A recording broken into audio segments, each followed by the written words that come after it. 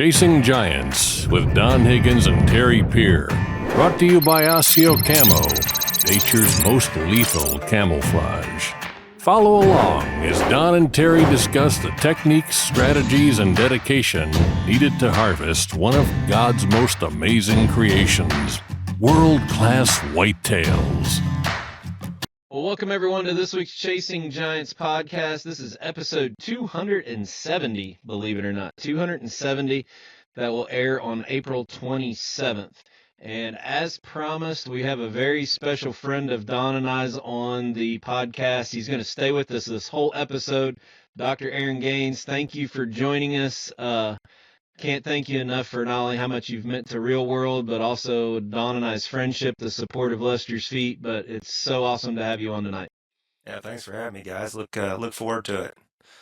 Well, Don, I'm going to let you go back to the very beginning and kind of introduce how we came to know Aaron. And then I got a couple direct questions for Aaron. Yeah, I think back to when Aaron and I first met. It was when Real World came out with a maximizer mineral, and we had a dealer in Iowa, Larry Heron, and Larry became a good friend also. And so Larry had been buying Real World seed for a number of years, and I told Larry, hey, we got a new mineral out, maximizer mineral. And Larry said, well, he says, I buy your seed and we'll continue to buy your seed, but he says, I'm not going to buy your mineral. He says, I've got a friend that has a mineral out, and I've had really good luck with his mineral. And he said, oh, you need to meet this guy. Actually, he said, he's come up with the cure for EHD. And I was like, okay, well. Anyway, Larry was pretty persistent, and his buddy was Aaron. And somehow he hooked us up, and Aaron and I spoke, and we ended up meeting in Jacksonville, Illinois, which was about halfway between Aaron's home and mine. And right out of the gate, I could tell he was the real deal. You can tell if somebody really knows what they're talking about or somebody's trying to BS their way through it. And, I could tell he was very humble but very knowledgeable. And, most of my success is not due to my knowledge. It's because I'm surrounded by knowledgeable people, and I pick up tidbits here and there, business advice from Terry, or nutrition from Aaron, and the list just goes on and on. But Aaron and I met, and he basically explained about this product or testing that he'd been doing with something that he was calling Expect Healthy Deer technology. And I'll let him tell this whole story of that later. But anyway, we ended up partnering up. He worked with Real World for several years. He took our maximizer mineral formulation that we had, the original formula, and he tweaked that to some degree to get it to his liking. We brought the Expect Healthy Deer technology that Aaron had created to market. And then after, a few years, he actually went to work for Analogics. And, we stayed friends. There was no really hard feelings. He basically sold us Expect Healthy Deer technology when he left, and one thing led to another, and we kind of reconnected. Not that we disconnected, we just didn't see as much of each other or talk to as much as to each other when he was working for a competitor. But we rekindled that friendship here in the last year or so, and he's back to helping us at Real World on a consulting type basis, and we got some really exciting things in the works. We're probably not ready to talk about all that yet, but the thing I like about Aaron, first of all, is he's very humble, and second of all, he's a Christian that walks the walk. He doesn't just talk about it.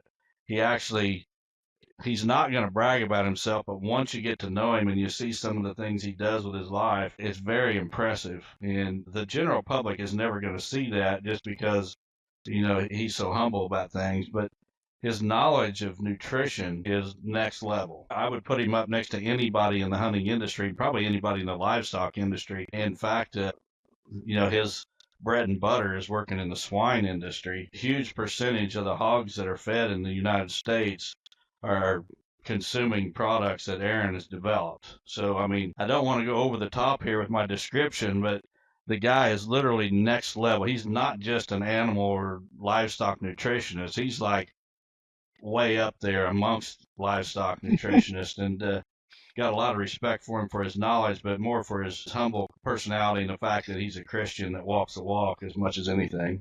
I can tell you that we've made Aaron uncomfortable already. He's sitting there squirming a little bit. Yeah, my head's just getting bigger and bigger, guys. Jeez. Aaron, I know this is the last thing that you want to do because of what Don just said about, the humility and the type of man that you are, but I think that it deserves a little bit of context. Talk a little bit about your education, your training, and you getting to the point where your expertise, Don has probably been called one of the best habitat hunters out there, meaning building habitat for whitetail. You have a certain skill set, expertise. How did you get to the point with your career and education to get this? Yeah.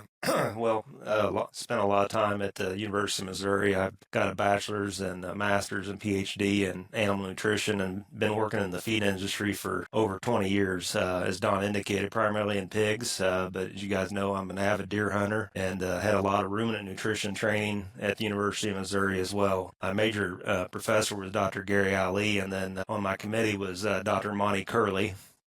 And for any beef guys that are listening, he's one of the top beef nutritionists in the U.S. and he retired from the University of Missouri. He's got a consulting business now, does a lot of consulting across the Midwest and frankly across the U.S. So stay in really close contact with him. If I don't know the answer, I know plenty of people to call to get the answer. And then Monty's continued to be a good mentor for me, particularly as I do more and more deer nutrition.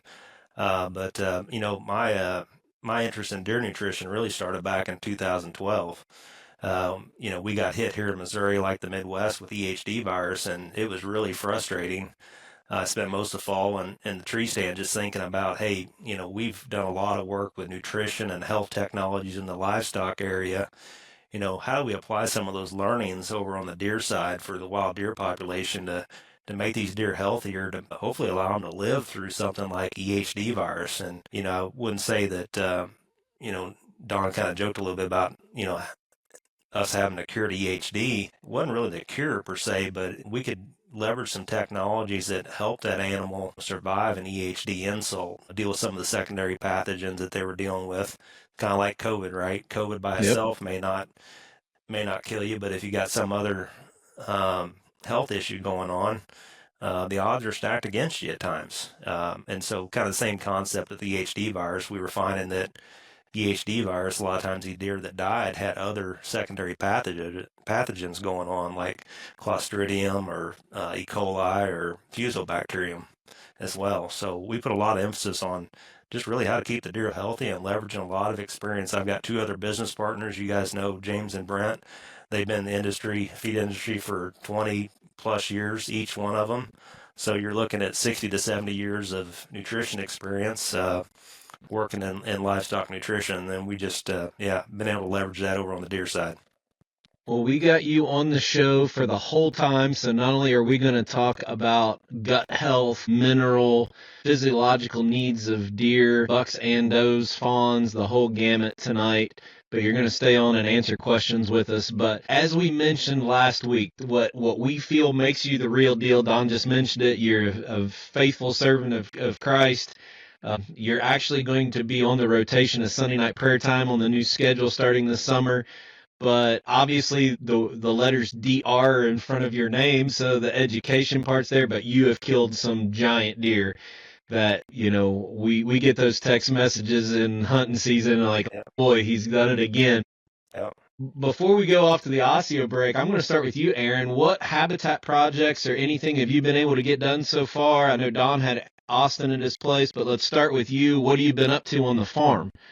Yeah, so I bought a new farm. It was adjacent to one of our main farms, and frankly, that's been my project. I actually had Don on the farm back in March, just trying to get some ideas from Don. I had some ideas myself, but it's always good to have a second look at things and really help me kind of maybe change my thought process on things I needed to do.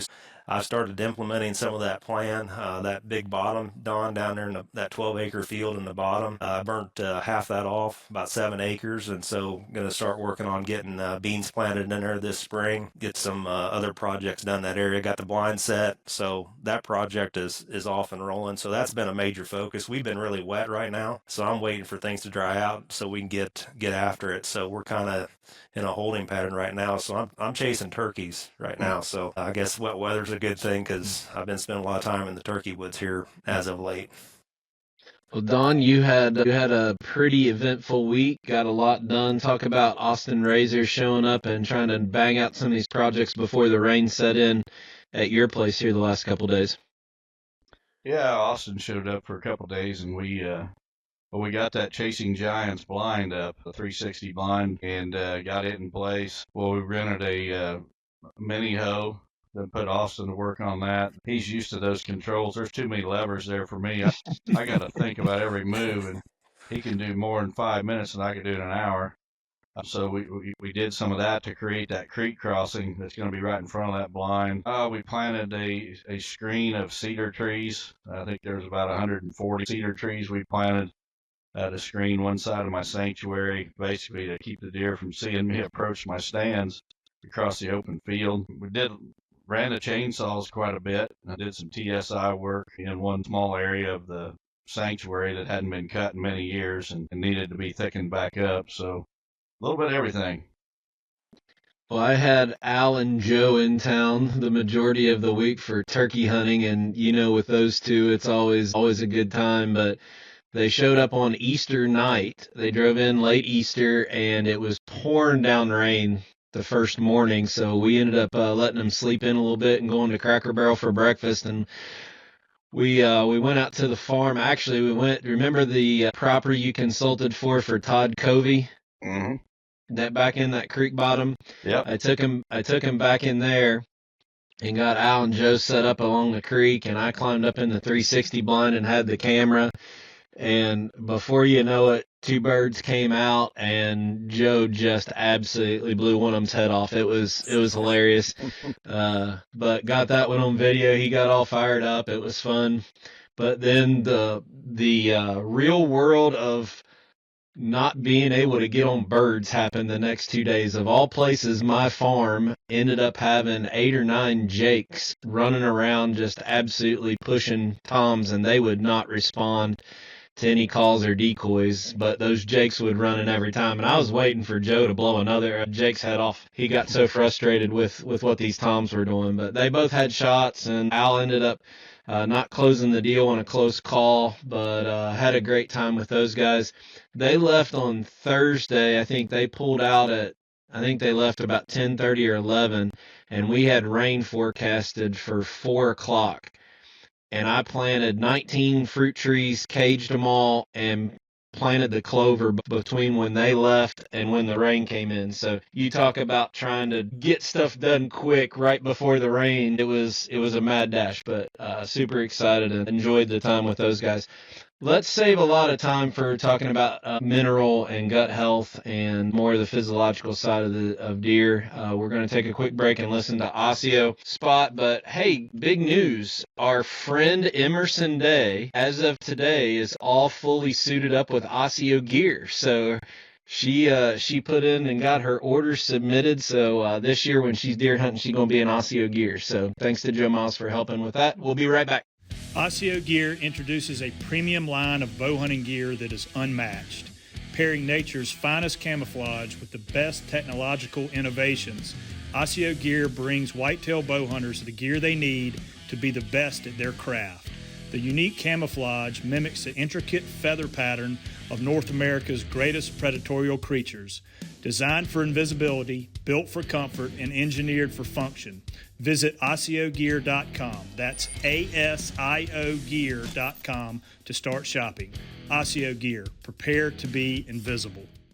Okay, well, welcome back, everybody. We got Aaron Gaines today. And Don, where do you want to start this mineral conversation? We got a lot of ways we can go. We can kick off right out of the gate with the amino acid question from last week. We can talk about all of the micronutrients because we've been talking about farming for nutrients with plants how does that thing correspond with micronutrients, with whitetails? Where do you want to start this thing at?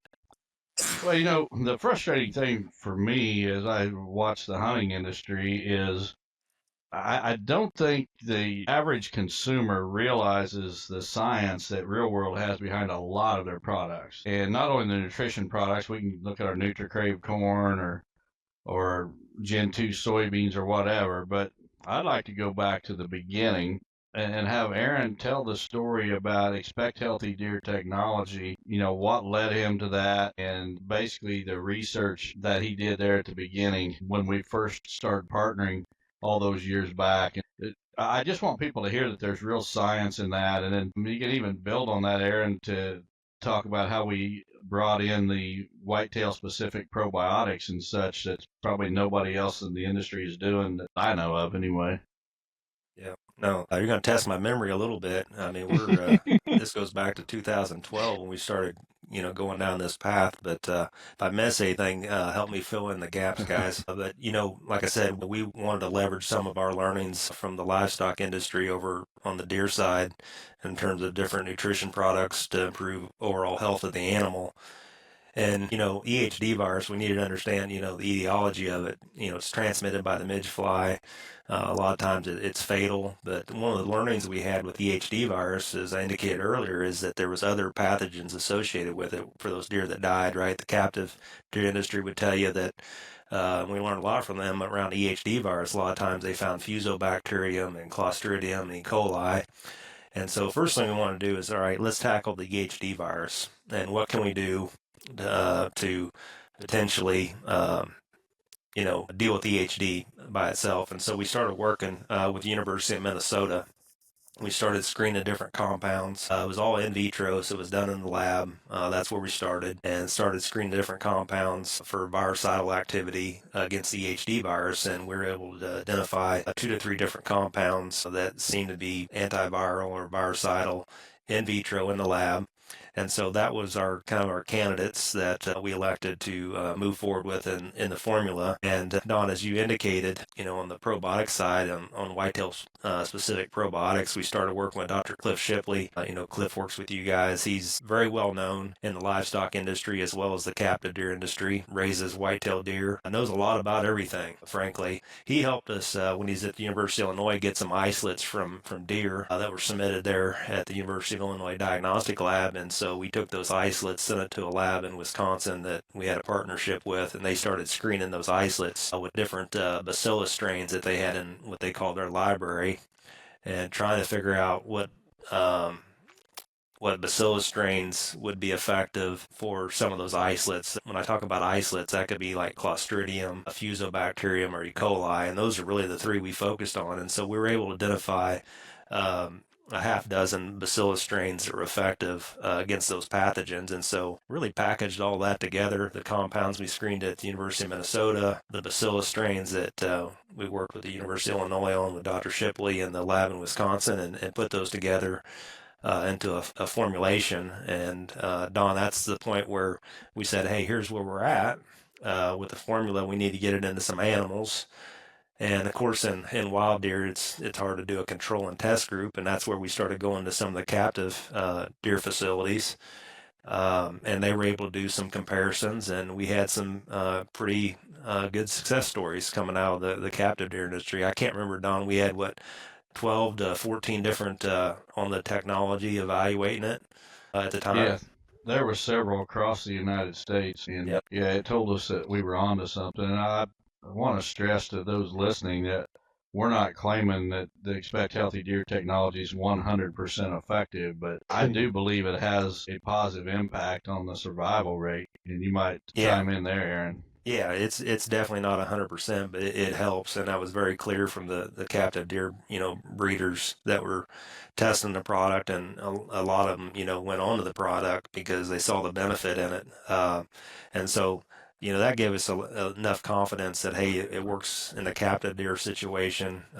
It's more of a controlled environment, obviously, than a wild deer population, but then, we incorporated that into the Maximizer product line, and so started using that in the mineral and the complete feed.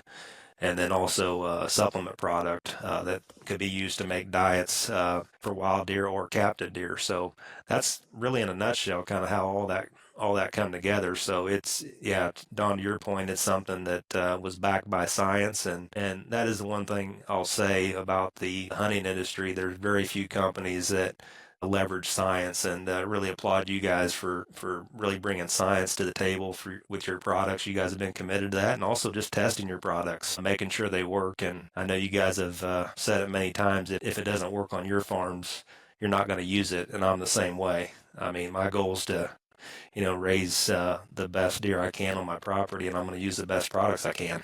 It's funny. It's funny hearing. I shouldn't say funny. Funny's not the right word. I don't even know what the right word is. But you have been around the outdoor industry in many different scenarios, relationships, partnerships, and to hear you talk about, just some of the garbage that's out there, it's quite funny, because I think that either somebody's trying to do a unproven science experiment or just create a gimmick that they can put in a marketing ad to drive sales. And we can even speak of this amino acid thing that we got asked last week. The hunting industry is so different than the livestock industry, because these farmers just would not tolerate what goes on in the hunting industry, would they?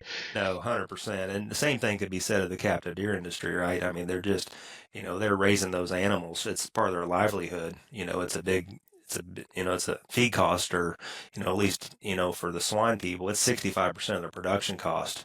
So you're not going to pull the wool over swine producers' eyes with some gimmick. It's got to be a product that's backed by science, and it's got to work. Yeah. So, Don's itching to say something. Yeah, maybe we can dig into that question we had last week, Aaron, and I think you listened to the podcast. So the question was, the listener was referencing some mineral product that contained amino acids. And if you could explain what amino acids are and whether you think it's a good idea or not to have those in a mineral. yeah, so amino acids are really the building blocks for protein, and animals and humans have a requirement for what we call essential amino acids. Like the pig, for example, has a requirement for 10 essential amino acids, same with some of the other livestock species as well. But, in terms of the ruminant animal, it's a little bit different than a non-ruminant like a pig, in the fact that when we feed the ruminant animal, we're effectively feeding not only the animal, but we're also feeding the rumen. And so we a lot of times talk about protein, but protein or amino acids, ultimately the amino acids end up in the intestine and they're absorbed at the intestine. But the protein that you're feeding that animal ends up going into that rumen, and there's microbes in that rumen that break down that protein. And they basically reassimilate that protein into microbial protein, and there's also some of that feed that is taken into the rumen that bypasses the rumen. So you got amino acid contribution coming from the microbial protein that's produced by those microbes, as well as some of the bypass protein that come from the feed. Ultimately, that gets to the small intestine, and those amino acids are absorbed for physiological use, whether it's building body tissue or for enzymes, things like that. But the rumen protected amino acids, the idea there is that if the diet is potentially deficient, so if the protein coming from the rumen or the bypass protein doesn't have enough amino acids to meet the animal's requirement, there would be a benefit of supplementing additional amino acids. And we've got to protect those amino acids in the rumen, otherwise they get broken down in the rumen. And so there's some products out there that are like lysine and methionine. They're used in beef and dairy cattle diets that are rumen protected amino acids that help animals. Well, it basically help you meet the animal's requirement for those amino acids. The problem in deer with using rumen protected amino acids is we don't have a real good understanding of the deer's requirement for amino acids. So if you're using rumen protected amino acids in deer diets, it's going to be extrapolated from other ruminants. From beef cattle typically is where you end up using the requirements for beef cattle to extrapolate that over to the deer. When I heard that question last time on the podcast about putting rumen protected amino acids in the mineral supplement, kind of an interesting concept, but you really got to start thinking about, yes, there is a benefit possibly to rumen protected amino acids for deer if the diet is limiting in a specific amino acid, whether it's like lysine or methionine, but putting it in the mineral, when you think about that, mineral supplements are typically fed in small quantities, right? I mean, the deer are eating those at variable times. There's obviously more consumption in the spring months than there is at other times of year. They're also very inconsistent in terms of how they consume that mineral. And so for me, from a science standpoint, I would not put rumen protected amino acids in the mineral. If I was going to do it, I'd put it in a complete feed so I can ensure consumption of that every single time. It's the amino acids are different than minerals. I mean, they're not going to be stored as long as the minerals, and if you put a bunch of those rumen protected amino acids in there, it may be good for that particular day that deer consumes that mineral with the rumen protected amino acids, but any excess that are above the animal's requirement are going to get oxidized, so you're wasting your money in that scenario. And it sounds like you need something like this, more of a 365-day. It'd be like me taking a Centrum vitamin for 2 months of the year and expecting me to be healthy all year, or that there to be a health benefit for me taking, one Flintstone vitamin, in the months of June and July. Yeah, exactly. Yeah, minerals are stored in the body. The vitamins, particularly the fat soluble vitamins, are stored in the body. So when these deer consume a mineral from a mineral site, even though they may be only hitting that site, 1 or 2 times per week, not every day, of course, in some cases, they're able to store those minerals. With amino acids, they're just going to be able to utilize those amino acids for a very short period of time, and any excess is just going to get oxidized. So if, to your point, Terry, if you're going to use rumen protected amino acid, you want to use those like more in a complete feed, right? Something that animals has a higher likelihood of consuming every day. For a captive deer farmer that's feeding their deer every single day, makes a ton of sense. Possibly use a rumen protected amino acid if the diet is deficient, and that's the key thing is knowing whether the diet is deficient in one of those amino acids, whether it's lysine or methionine. And lysine and methionine are two of the rumen protected amino acids that are available to the feed industry for supplementation. Well, you're not going to be happy with me asking you about this, but while we're on the topic of previous questions, let's talk a little bit about the mineral that makes them daylight. That one's a head scratcher. Come on, out of all of your science, all of these classes, articles, publications, how many different rations you've put together for livestock and deer with all of these companies you've consulted for, there's got to be some secret sauce that deer only eat it in daylight hours. I've not come across that one. I'm gonna have to dig into that one a little bit more. That's a new one, but not saying it's impossible, but not aware of it. Man, He's too much like Dr. He's too much like Dr. Strickland. There's never and always. Yeah, that's right. Way more politically correct than I was with my answer. What's the word we use? Garbage? Yeah. Garbage. Yeah. Well, I mean, all right. Yeah.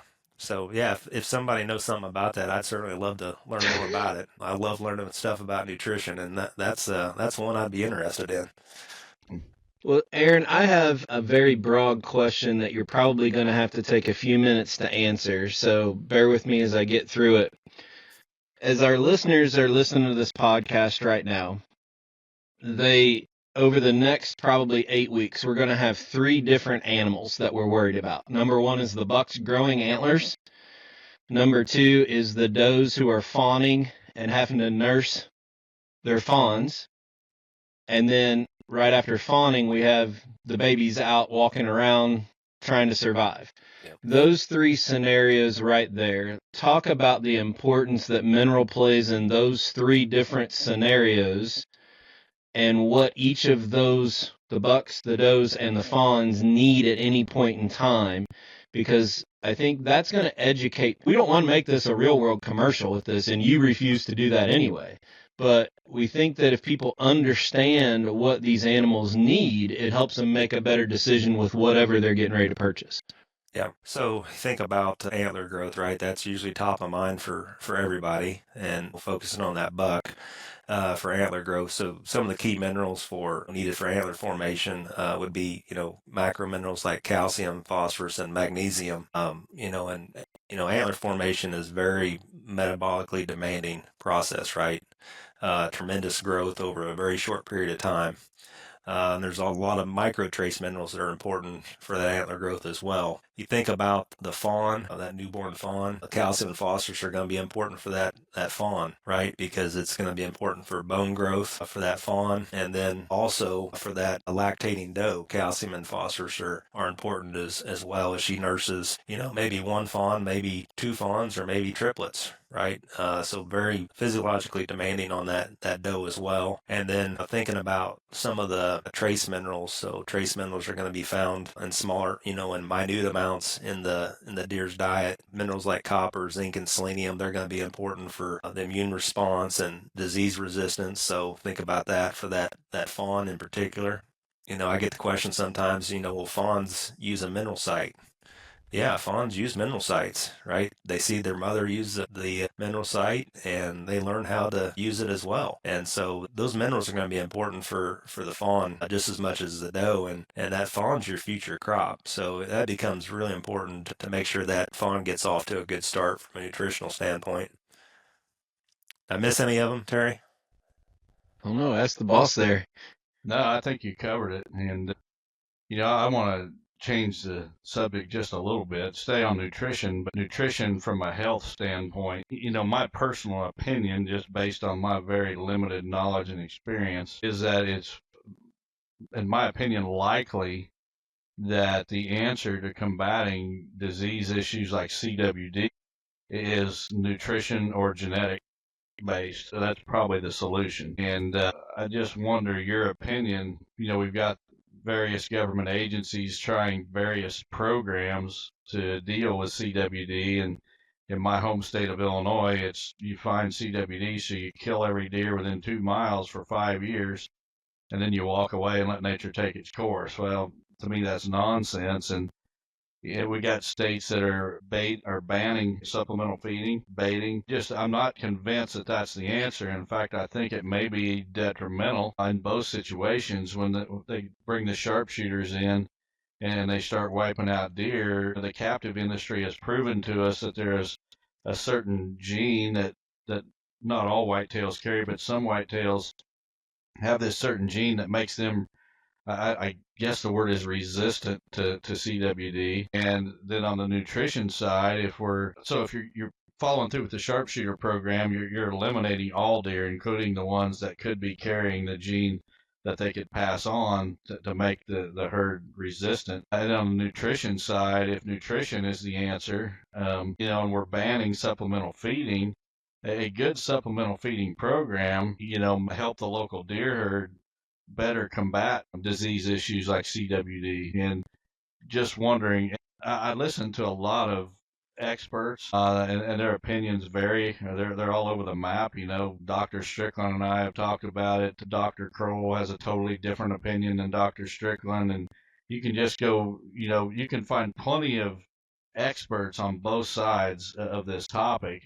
And I was just curious if you share your opinion on nutrition and genetics as it relates to disease management. Yeah. So there's got to be a better solution than shooting deer over corn piles to solve CWD. And, I think about it, things we've done in the livestock industry, we deal with a lot of, disease issues, whether it's endemic or epidemic disease situations. And, we take a multifaceted approach, right? We just don't have the veterinarians trying to figure out the disease. They involve the nutritionists, they involve the geneticists, they involve production people to help solve the problem and work together. And I just see at times with the CWD thing, we've got wildlife biologists at state agencies that are working in a silo. They're not leveraging external resources to help them, right? What wildlife biologist has reached out to a livestock nutritionist and say, hey, is there anything we can do to maybe help a CWD, or reach out to a geneticist? Dr. Seabury is an example, right? I think, Don, you're aware of Dr. Seabury's work.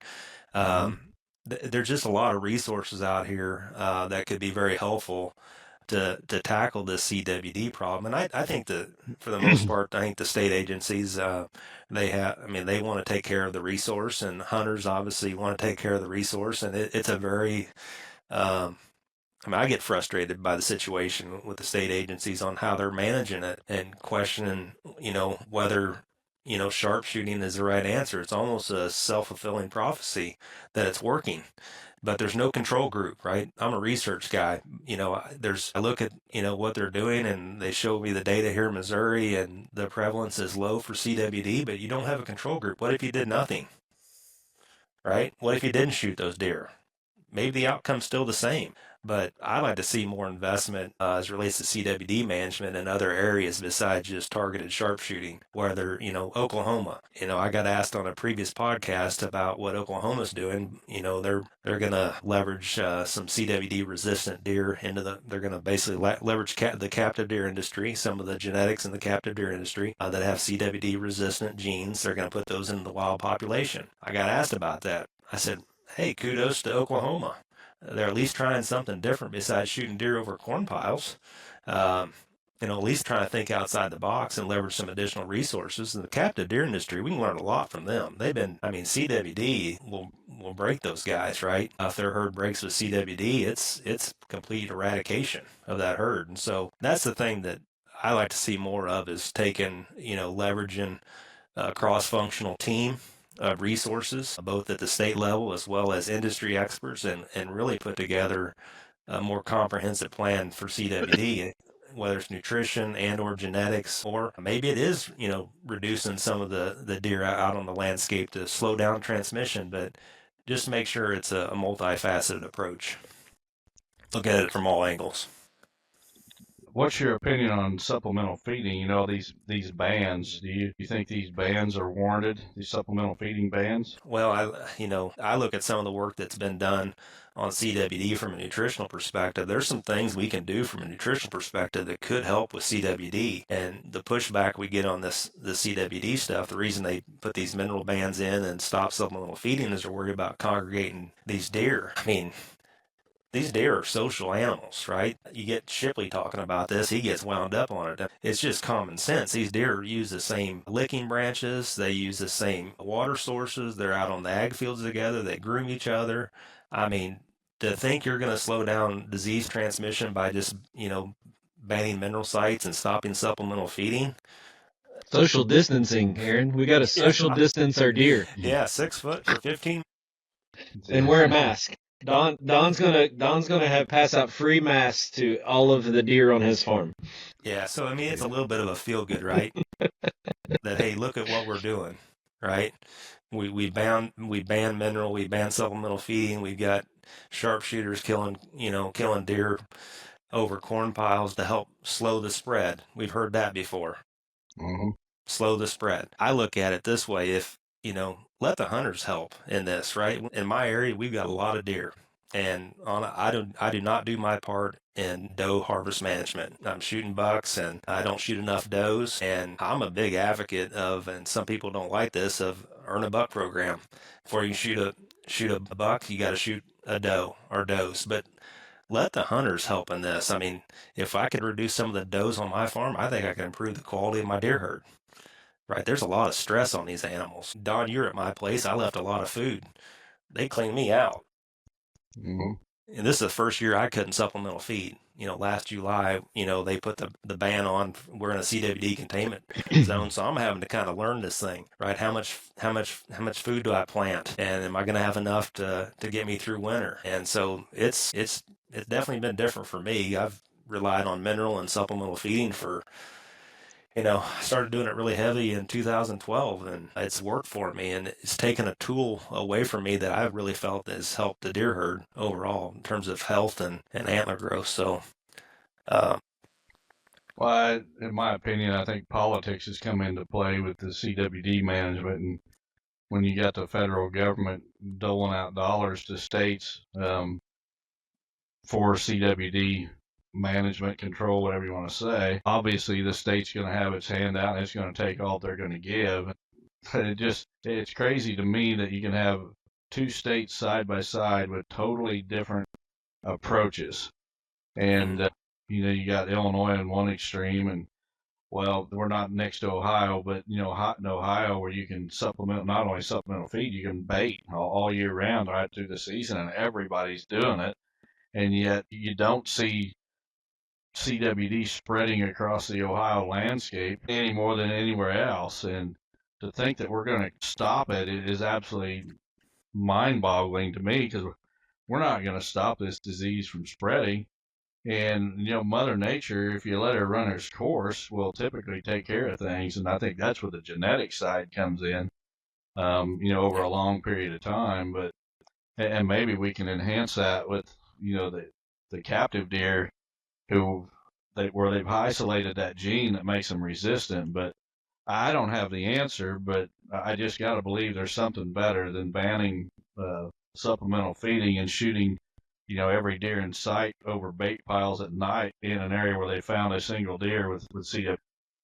Yeah, no, I agree. I mean, back to the livestock example and getting consistency in terms of disease management, on the livestock side, we end up getting a new disease. There's usually an industry task force that's put together, and veterinarians across various states use the same health protocol to manage the disease. And so that's something, to your point on the states running different programs, it goes back to getting everybody on the same page, leveraging not only internal resources but external experts to put together a comprehensive plan to manage CWD. And the whitetail, I think the whitetail's been on the landscape for like 4 million years. God's done a pretty good job with that animal to allow it to survive for 4 million years. So maybe we need to stop playing God. Well, I'm with you. Would you? Can I nominate you to head up this committee? If you want to start in the state of Illinois, I'll see what I can do. Don, we tried that, if you recall. Yeah. We got it a ways down the field, and yeah, your governor at the time gave us a late present about the 11th hour. Yeah. The veto. That state will be the last that ever does anything sensible. But for those of you who have not been watching the YouTube channel, Aaron did a phenomenal video on mineral and the details of all of it, micronutrients, what physiological the deer, aspects of it the deer is needing. So make sure you go back on Chasing Giants TV and look at that. And I'm actually going to volunteer Aaron, since he said he's been willing to help us on Chasing Giants TV for educational stuff. If you want to comment down below on something with nutrition that you would like us to focus on in a future Chasing Giants TV video, we'll try to scrub through those comments, but leave a comment down below. If you got some question, some idea that you want us to touch on in one of our future videos with Aaron on Chasing Giants TV, leave that down below, and we'll do our best to try to address those either on the podcast or on Chasing Giants TV. Well, I have one last consulting visit tomorrow. The gentleman that I have to go to in Western Kentucky, both times it's been scheduled, has been underwater. The 2 times that Western Kentucky has flooded. So I'm heading out of town and going to stop there. What role does Aaron, speaking of flooding, what role do you think storms, weather, all of this stuff going on in the spring affects deer health? Do you have any opinion of that? We saw all these deer being displaced by the mass flooding. There seems to have been a lot of that going on this year. What do you think about all that?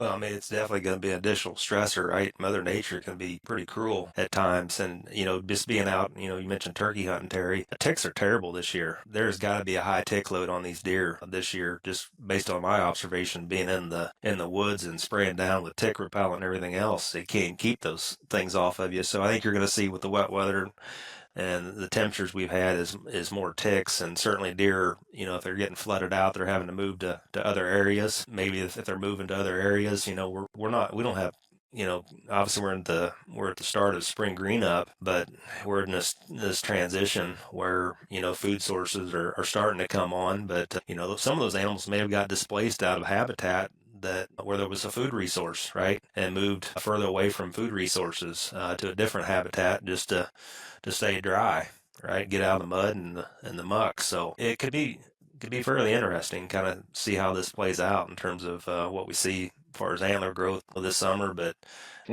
be interesting. He actually told me that we're going to have to walk because still parts of his farm are underwater, which is absolutely insane with it being 2.5, 3 weeks since that storm came through. Don, are you completely done with consulting now? I have one Tuesday, a local one, about 45 minutes from home, and that'll be my last one. Terry, that farm you consulted on at Brent's there in Macon County, Brent's looking at selling that property. Brent's No in kidding. yeah, he's in Minnesota and he's wanting to get kind of his land resources back closer to home, which I understand. And he's got out of hunting and he's been leasing that farm out for hunting. And anyway, it's and he started your plan, right? You went and consulted on it. He's got a really good plan going and it's been started. It's a really nice farm. It's got good income on it. It's a really good hunting farm. If it was closer to me, I'd own it myself and keep it. But anyway, it's going to be on the market. So yeah, We it's a talked good one. about, I don't usually travel that far to consult, but because it was Brent, we went and did it. Austin went out with me when we did that farm, and it's probably in the top 5 farms I've ever been on. It's got access from all around, sanctuary in the dead center, a lot of ag balance. I mean, and the plan we put together on it, I told Brent after that plan gets in, we need to take photos of it for a brochure. Chasing Giants Lane Consultants brochure. I mean, that back pond area behind where we put the switchgrass and the 2 tower blinds, you talk about an absolute beautiful, beautiful. How many acres was that? It's right at 300 acres. It's a big Yeah. farm, and I think he's open to splitting it up. And it would split up really nicely in the 2 tracks, just looking at the aerial. And I turkey hunted it and actually found a really nice deer on it, deadhead, unfortunately, but pushing 170. But it's in a great area, ties into some really good stuff. Don, do So you remember that plan? There's a big wooded draw that came up, and then we put a big switchgrass, and then there was an open food plot with a pond right behind it, and we could come in from each side. Yeah, I've never stepped foot on the farm, but it sure looked good from the aerial. Yeah. yeah, So I guess he's going to try to sell this outright, not without a realtor or broker right. then, right? Yeah, exactly. Yeah, I'm not too far away, so I'm going to try to help him sell it. And yeah, but no, he doesn't want it. He doesn't have to sell it, but he'd like to get some, gets his ground closer to Minnesota, which I understand. So, but it's Yeah, got a good. if you're looking for I mean, he's started the plan, so it's not full turnkey to the plan, but I think all the heavy lifting is done. Reach out to us. One of us will put you in contact with the right people. You know how to get a hold of Don and I, or you can send Aaron a message on social media. But yeah, we'll connect the dots, folks. If you're interested in a property, what part of Missouri is that in? It's Northeast Missouri. Northeast Missouri. So if you're looking for a tract of ground I mean, you talk about dynamite. Yeah, you're in a Like I really said, good hunt area right there. it's probably one of the top 5 properties I've ever been on. You can go back and listen to the podcast if you think I'm lying. When we got off of it and I did that plan, it was up there. So reach out to us and tell Brent that if he ends up not being able to sell it, we'll connect him with our friends at Midwest Land Group, and I'm sure they'll be happy to list it for him. So, you bet. but all right, well, we're going to have a little fun here, and that means that, Aaron, you get to also participate in the Higgins Hot Seat segment brought to us by 360 Blinds. Now, Aaron, you're not used to being put on the spot for these hunting questions, even though I'm sure in your professional career you get it all the time. So I'm going to make Don go first, but I want you both to think about a hunting experience that went wrong. So something didn't quite go right, and if you could go back and change what you did that maybe would have had a different outcome, what would it be? Short little story here. Hunting experience that went wrong. There's a buck I've talked about on here a time or two. I called him the Cedar House buck because the first time I saw him, I was hunting behind this home that had cedar siding on it. So the Cedar House buck, giant typical. This would have been back in late 1980s, I would guess, maybe early 90s, somewhere in there. Absolutely monster typical, probably 200 inches. I didn't have a 200 inch at the time, and there was very few people that did. So I can't say he was 200, but if he wasn't, he was right there, close. And I knew that I'd seen the buck the season before. The first time I seen him behind the Cedar House when he got his name, it was the Sunday after Thanksgiving. And at that time, I had a full-time job at a factory, and I would take off the month of November, and I would typically go back to work the Monday after Thanksgiving, after being off for an entire month.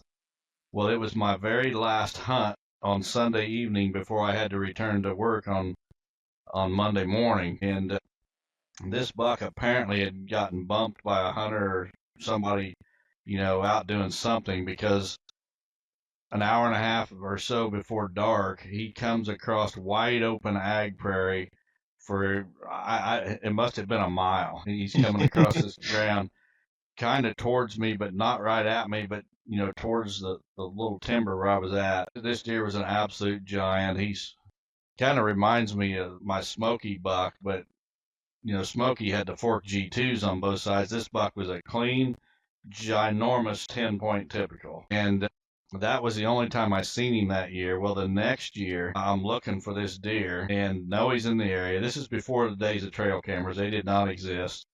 So I'm doing the old thing, everything the old-fashioned way. And I've got, I'm lots of postseason scouting, covering territory where I think this buck might be, looking for giant rubs, things like that, putting up multiple stands and pinch points and whatever.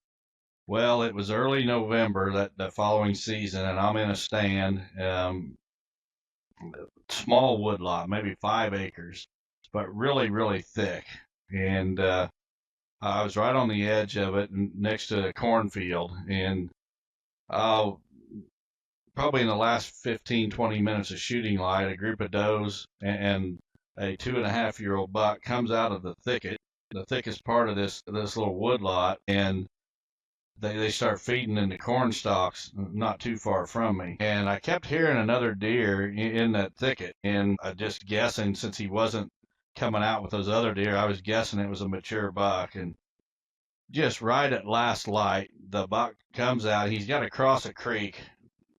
Between the thicket he was in and the cornfield was this creek, and he's got to cross the creek, and I'm on the other side of the creek from the thicket on the cornfield side, and he does, and he comes up and he stands broadside, and I'm telling you, this thing was an absolute giant. And it was back in the day before, I mean, you know how old-fashioned my gear is to this day, the sight that I was using.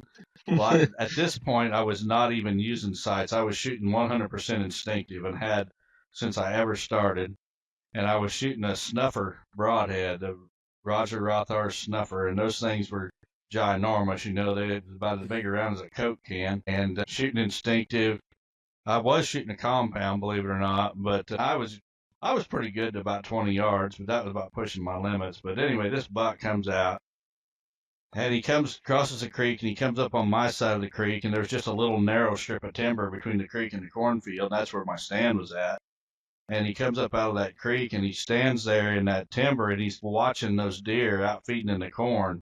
And it's this ginormous buck. I mean, he might have been my first 200 if I'd have got him. But anyway, I draw back and I shoot, and man, and he barrels out of there. My arrow looked fantastic. He barrels out of there, and I just know I've killed this giant deer. And so I let everything calm down for a half hour or so. I slip out and go home.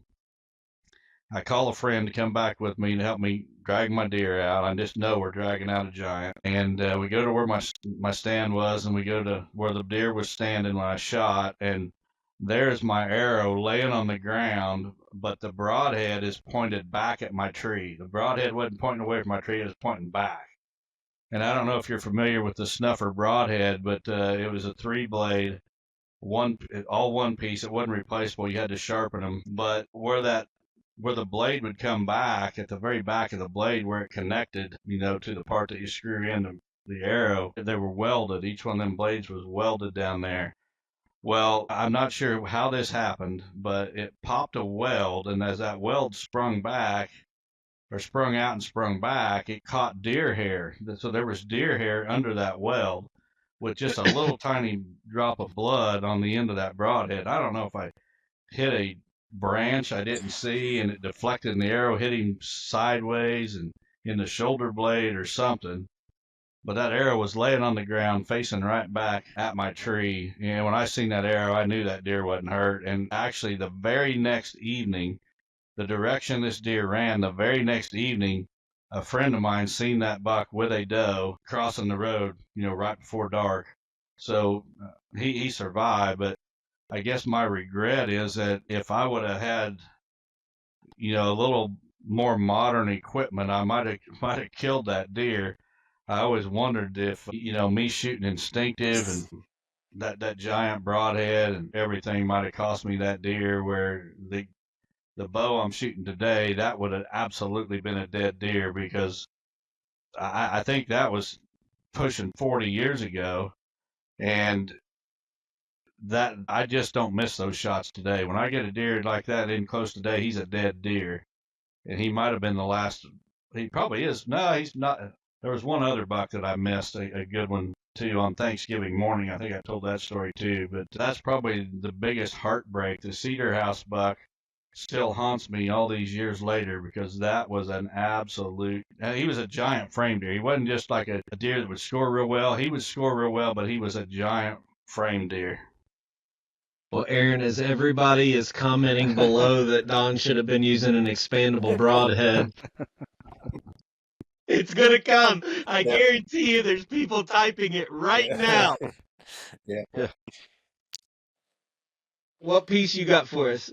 I'd say the hackberry buck. So this would have been, probably going back 10, 12 years ago. Kind of the same situation. I was after a really good buck on my family farm and kind of put a plan together, kind of figured out where he was living, and was trying to get him killed before the rut, before everything went crazy, right? So I was due to give a presentation out at Kansas State, and I've been hunting this buck, and I'm basically the day before I have to go out to the K-State Swine Day to present out there. And this buck finally made his appearance, and he was going away from me. And so I normally don't call it deer. I just hadn't had a whole lot of luck with it. I know some people do, particularly younger bucks, but this first time I laid eyes on him out of the stand, I'd moved and set this stand up. I cleared all the shooting lanes and thought I had everything under good control on my shooting lanes. And anyway, I grunted. This buck spun around and he started coming straight at me. I'm hunting in a ladder stand, and he literally come in right to my stand. This is a mature buck. This would have been my biggest buck if I would have. Yeah, I'll get to the end here. But he come right into my ladder stand and he looked straight up at me. He knew exactly where that sound was coming from, and all of a sudden he started getting stiff-legged, and I knew he was about ready to bound, and so he started walking away, just stiff-legged like they do, getting ready to bolt. I went ahead and drew back on him and stopped him in his tracks, put it right on his vitals and let it fly, and I heard a whack, and he took off running.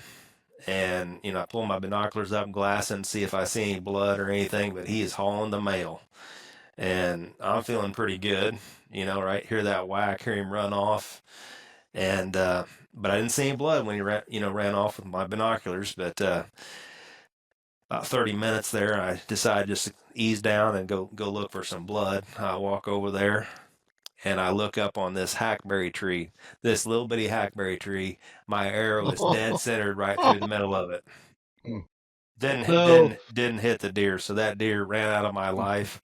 I had to go out to Kansas State to give that presentation. It was a miserable trip out there because all I could think about driving out there, and during the presentation, I had my chance to. It would have been my largest archery typical buck to date if I would have taken care of business. But it happens, and I think the learning there is, I obviously had, cleared my shooting lanes, but just paying attention, right?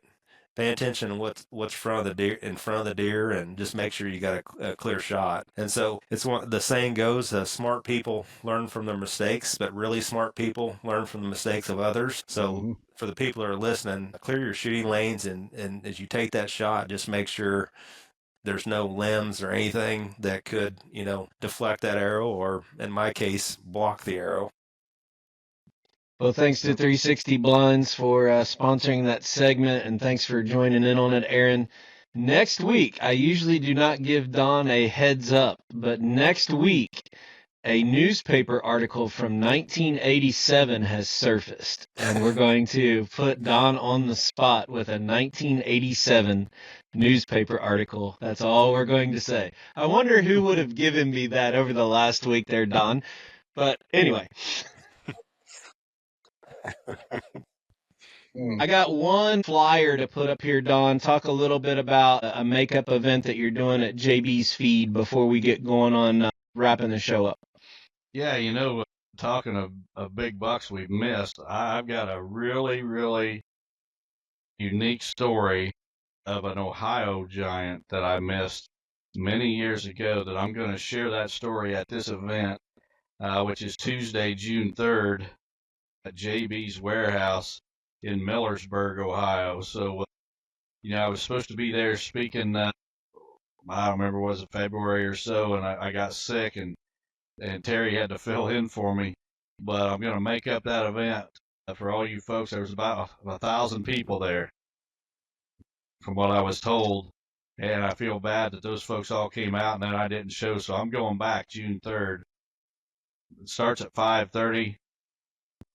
Going to start my talk at 6:30, and then we'll have question and answers afterwards. But if you're interested in that, you need to call and register. So the phone number is 330-933684.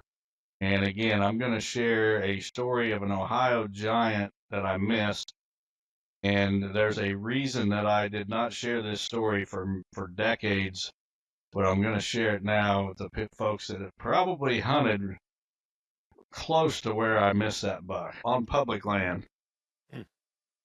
Yep. And we will actually sign a contract that Ray Miller will not have to get on stage at this event. So if we drag him on stage, there will be a penalty upheld by a court of law. So Ray and Aiden, you're welcome to come. You don't have to worry about getting drug on stage for a last minute.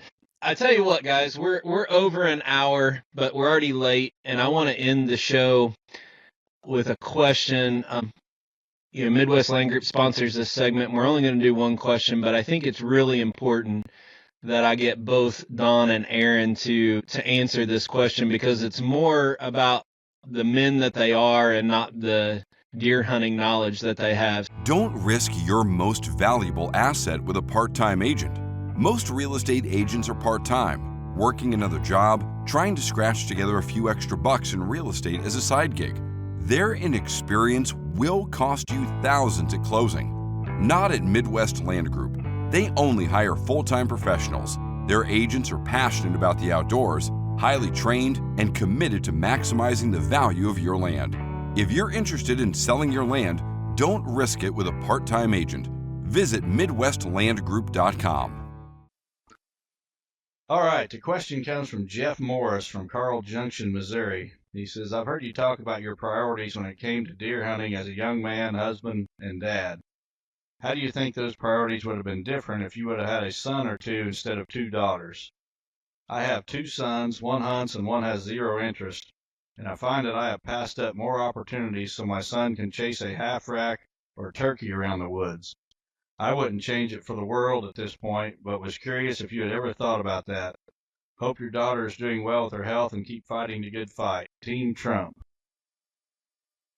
Well, Jeff, I think that God knew exactly what he was doing when he gave me 2 girls. And I just told somebody that this week. I said, if I'd have had a son that was gotten half the trouble I did, I would have beat the crap out of that kid. And I'd probably be in prison and he'd be in the hospital. That just speaks volumes about my parents more than anything. But you make a great point, though. If I would have had 2 sons that had interest in the outdoors, there's no doubt that I would have given up a lot of the opportunities I've had to chase big deer for him. I don't know if it was part of God's plan. I assume it was. And again, I think he knew exactly what he was doing when he gave me girls. But yeah, I would say probably some of these bucks that are on my wall, I would not be there if I had a son or 2 that had interest in the outdoors, because I'm sure I would have gladly given them stand A as I took stand B off on the sideline somewhere, and that would have been great too. But, all we can do is the best we can with the hand we're dealt and learn from our past mistakes and try to do better in the future. My daughter and son-in-law are building a new house about a half a mile down the road from us right now. And I'm looking forward to, I got one grandson that really is interested in trapping. So this fall, winter, whatever, I plan on taking him out and setting some traps. And we're starting to get turkeys on the farm. And I don't care if I ever shoot one, but if the grandsons do or my son-in-law, either one, we're going to chase them around and we're going to have to come to some kind of agreement on the whole deer hunting thing. But I'm not going to ask them to pass up a buck just so I can shoot it. I don't think that's right. But yeah, things would have definitely been different if I'd had boys instead of girls. But I don't regret for a second that I was blessed with 2 daughters. Aaron, Don has talked many times about priorities of us as men as we're chasing this passion. As a family man yourself, you kind of spinning off this question a little bit from your perspective. How does, if you were giving advice to young fathers, and whether they're boys or girls that they have, whether it's lessons learned or reflecting back as your kids have gotten older, and let's close out the show a little bit with the real Aaron that Don and I have gotten to know, not the doctor, but the father and the Christian. Talk to us a little bit about priorities. Yeah, no, my kid, so I got 2 daughters, so kind of like Don, God knew exactly what he was doing by giving me 2 daughters. But, thinking about, my career early on, I was focused on my job, and work-life balance was a real struggle for me at the time, right? Had a new family starting, and just trying to, better myself and my career. Anyway, as I got older, and kind of observed some of my peers, and colleagues that were older than I was, and it kind of already went through a chapter in their lives that I hadn't been through. They'd already raised their kids, and their kids were graduated from high school. And a lot of those people, just listening to them talk about, the things that they missed when their kids were growing up, because they prioritized work over spending time with their family, and not taking a vacation or whatever it might be. But I would tell you, when I left the corporate world and started my own business in 2017, that was a big decision for my family. It was a really white-knuckled moment, leaving the corporate world. But for me, what allowed me to do is I've been able to go to about all my kids' events. Kaylee, when we moved back, she was going in the 4th grade. Hannah was starting 1st grade, and I've really prioritized making it to everything I can. And I would tell, young fathers this message, that if you're so focused on your career and you miss those opportunities, there's no amount of money that's going to buy those memories back. It's gone, guys. So cherish those moments, because you're going to get one shot, and they're going to remember whether you were there or not. Well, thank you, Aaron. Yeah, I can't think of a better way to end this podcast, but Don and I have gotten to know you beyond your expertise in your career, and I want to tell a little bit of a story on you, if that's all right. Well, it's going to be all right regardless. You don't have a choice in it. Yeah, you're in control. When we parted ways, meaning you sold Expect Healthy Deer to Real World, and then you went and was working for Analogics.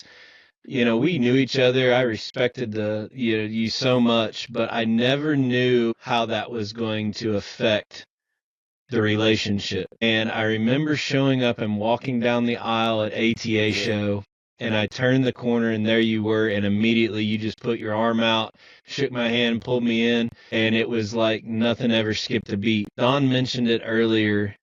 The respect that we have is probably even higher because of the man of integrity that you were, even working for a competitor, separating away from us and maintaining. I mean, don't get me wrong. There was things we didn't talk about because there was a line that, we had to respect our employers, if you will. Sure. But the man that you have been to us, the support you've been to us, you've listened to, I think, about every episode of the podcast. You've supported Lester's Feet. You've obviously been a prayer warrior when we've needed it. I can't thank you enough for, through the different phases of the journey of friendship that you've had with Don and I, how loyal you've been to us. And we truly consider you a close friend. We thank you for it. I appreciate that, guys. Yeah, no, and honestly, I definitely tuned into your guys' podcast, and yeah, part of it's for the deer hunting, but it's also just you guys leveraging your platform for God. I mean, you guys are bringing a lot of people closer to Jesus, and that's awesome. I mean, that's what matters in the end. It's not about the deer you have on the wall. It's really going to be, at the end of the day, how many people did you bring to Jesus? That's how we're going to be judged. Amen. All right, well, stay tuned to our friend Wes from the popular YouTube channel Fall Line Ridge doing our Sunday night prayer time this week. And Don, you can close us out, my friend. Yeah, God bless everyone. Appreciate you tuning in. See you next week. Chasing Giants has been brought to you by AIO Camo. Thanks for listening, and tune in next week for another episode of Chasing Giants.